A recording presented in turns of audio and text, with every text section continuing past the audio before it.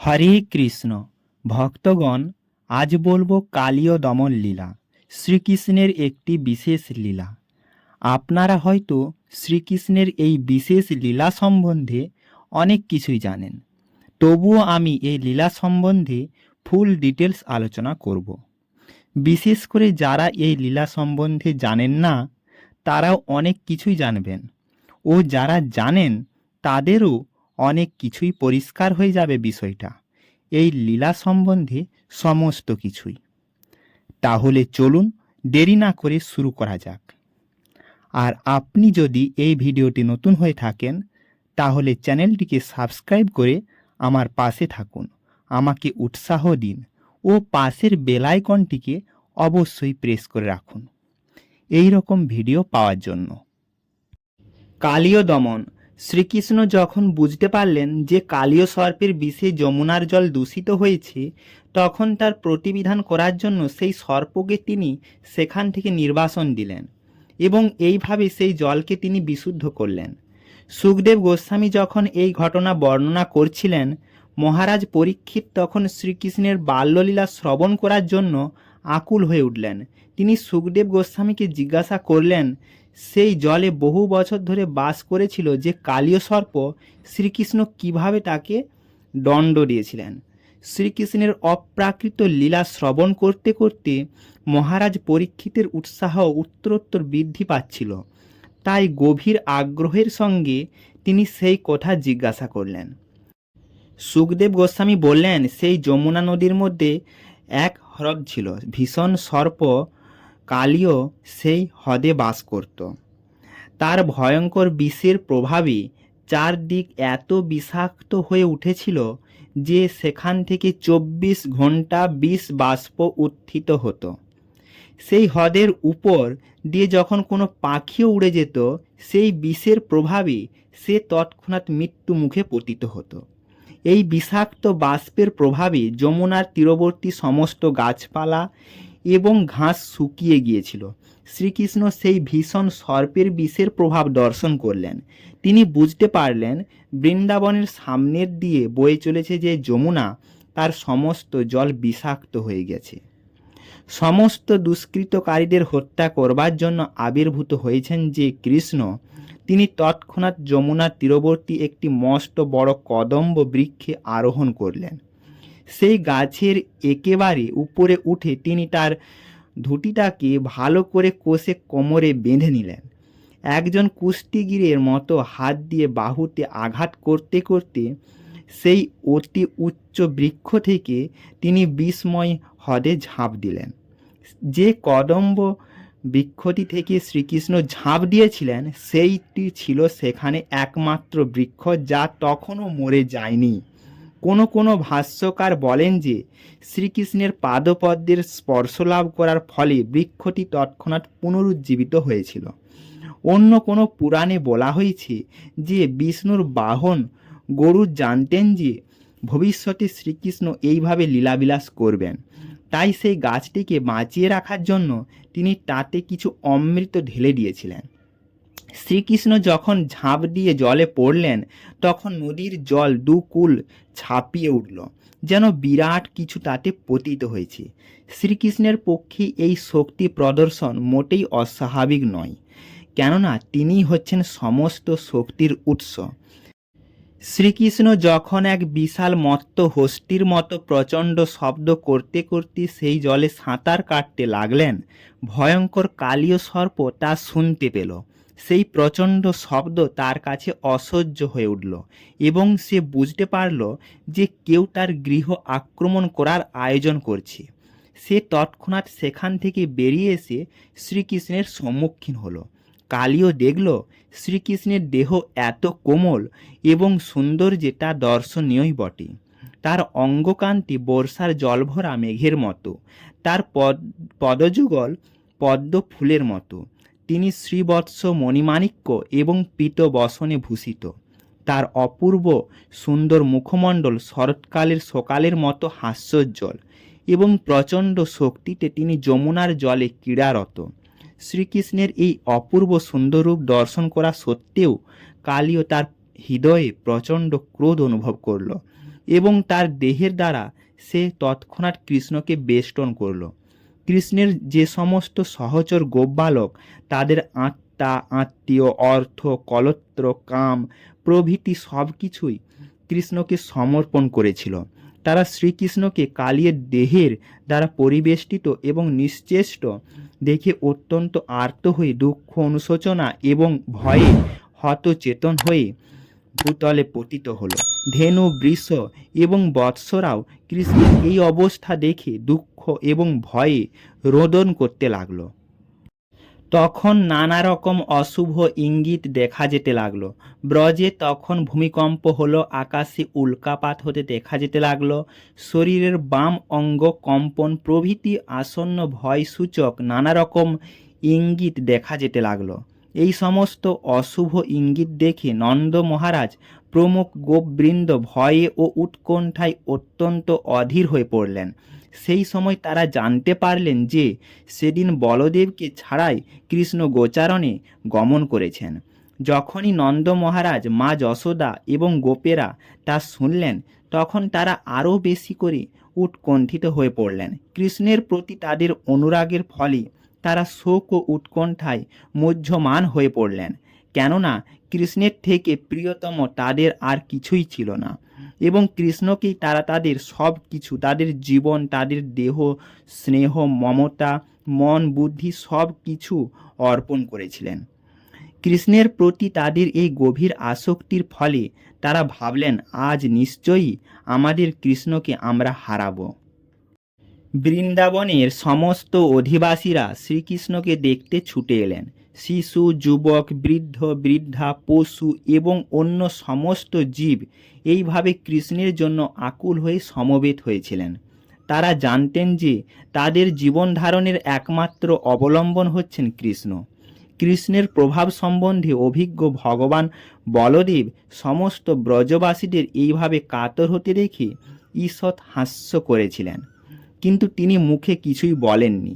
তিনি জানতেন যে তার ছোট ভাই কৃষ্ণ কত বলবান এবং এই জড়জগতে একজন সাধারণ সর্পের সঙ্গে কৃষ্ণ যুদ্ধ করছে বলে উৎকণ্ঠিত হওয়ার কোনো কারণ নেই।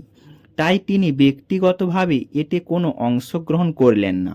সমস্ত ব্রজবাসীরা তখন কৃষ্ণের শঙ্খচক্র গদাপদ্ম চিহ্নযুক্ত পদচিহ্ন অনুসরণ করতে করতে যমুনার তীরে এসে উপস্থিত হলেন এবং সেখানে দেখলেন যে যমুনার জলে কালীয় সর্পের বেষ্টনে কৃষ্ণ অসহায় অবস্থায় আবদ্ধ হয়ে আছেন এবং তার এই অবস্থা দেখে সমস্ত বালকেরা এবং গাভীরা ক্রন্দন করছে। তখন তারা শোকে আরও মুহ্যমান হয়ে পড়লেন। তাদের এই ভাবে শোক করতে দেখে বলরাম স্মিত হাসি হাসলেন। সমস্ত ব্রজবাসীরা তখন দুঃখ সাগরে মগ্ন হয়েছিলেন, কেননা তারা মনে করেছিলেন যে কৃষ্ণ মারা গেছেন। বৃন্দাবনের অধিবাসীরা যদিও জানতেন না যে শ্রীকৃষ্ণ হচ্ছেন পরমেশ্বর ভগবান, কিন্তু তার প্রতি তাদের ভালোবাসা ছিল অসীম। যখন তারা দেখলেন যে যমুনায় কালীয় সর্পের বেষ্টনে আবদ্ধ হয়ে কৃষ্ণ মৃতের মতো নিশ্চেষ্ট হয়ে পড়ে রয়েছেন, তারা তখন কেবল কৃষ্ণের সখ্যের কথা, তার হাস্যোজ্জ্বল সুন্দর মুখ, তার মধুর বচন এবং তাদের সঙ্গে তার নানা রকম ব্যবহারের কথা মনে করতে লাগলেন। সেই সমস্ত কথা মনে করে এবং কালীয় সর্পের বেষ্টনে আবদ্ধ কৃষ্ণকে দেখে তাদের মনে হলো যে সমস্ত জগৎ যেন শূন্য হয়ে গেছে। শ্রী চৈতন্য মহাপ্রভুও বলেছেন, শূন্যায়িতম জগৎ সর্বম গোবিন্দ বিরহে নমে। হে গোবিন্দ, তোমার বিরহে সমস্ত জগৎ শূন্য বলে মনে হচ্ছে। এটিই হচ্ছে কৃষ্ণ ভক্তির সর্বোচ্চ স্তর। বৃন্দাবনের অধিবাসীরা প্রায় সকলেই সর্বোচ্চ স্তরের কৃষ্ণ প্রেম লাভ করেছিলেন। মা যশোদা এসেই যমুনায় ঝাঁপ দিতে চাইলেন, কিন্তু তাকে যখন বাধা দেওয়া হলো তখন তিনি মূর্ছিত হয়ে পড়লেন।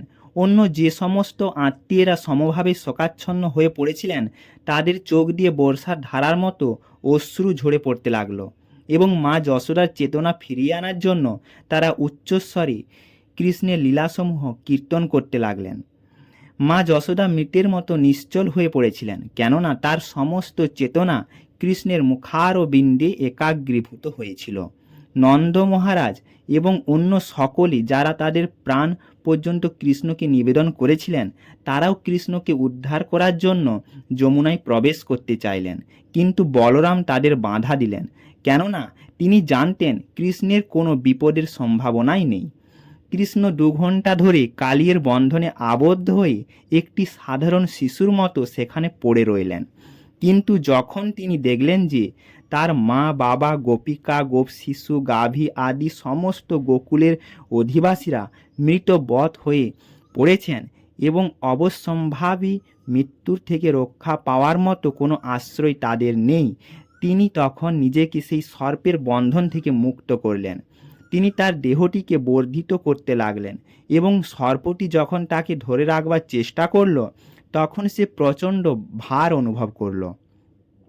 সেই ভারের ফলে তার অঙ্গ শিথিল হয়ে গেল এবং পরমেশ্বর ভগবান শ্রীকৃষ্ণকে তার বন্ধন থেকে মুক্ত করা ছাড়া আর কোনো উপায় রইল না।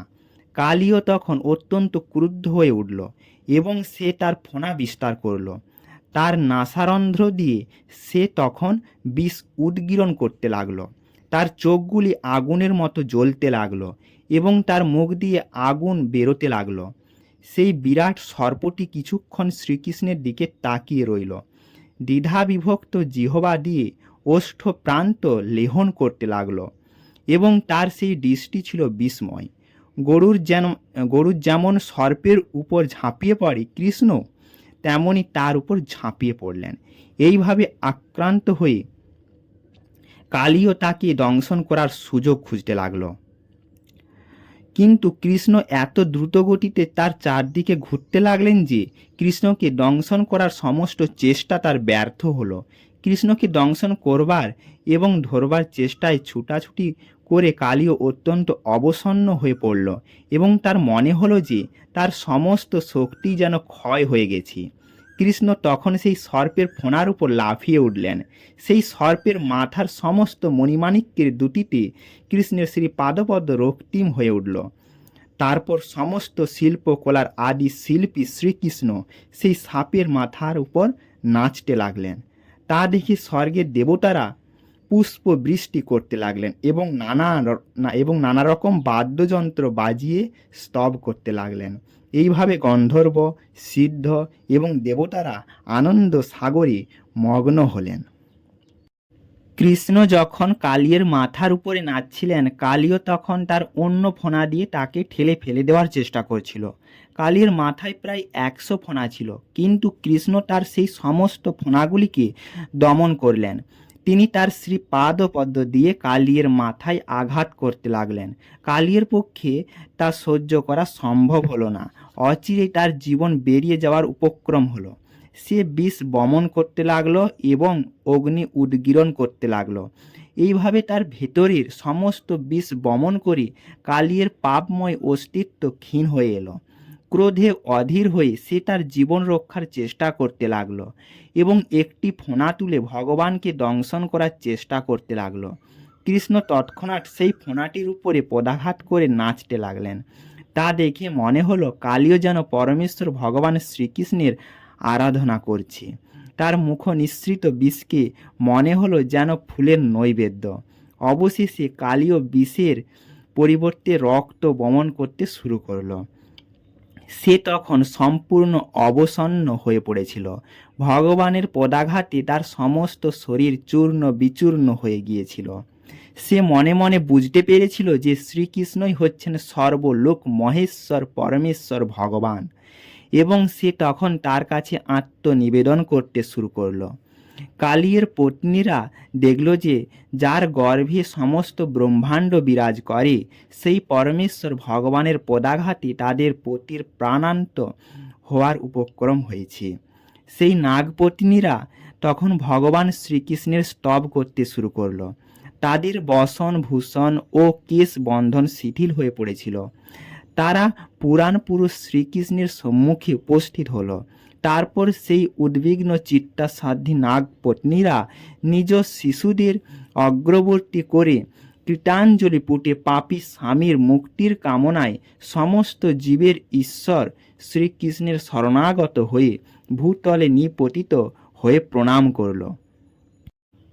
নেক্সট ভিডিওতে এই কালীয় দমন লীলার অন্তিম পর্ব আলোচনা করা হবে, তাই সাথে থাকুন। আর ভিডিওটিকে শেষ পর্যন্ত দেখার জন্য অনেক অনেক ধন্যবাদ। আপনারা ভালো থাকুন, সুস্থ থাকুন। হরে কৃষ্ণ, রাধে রাধে।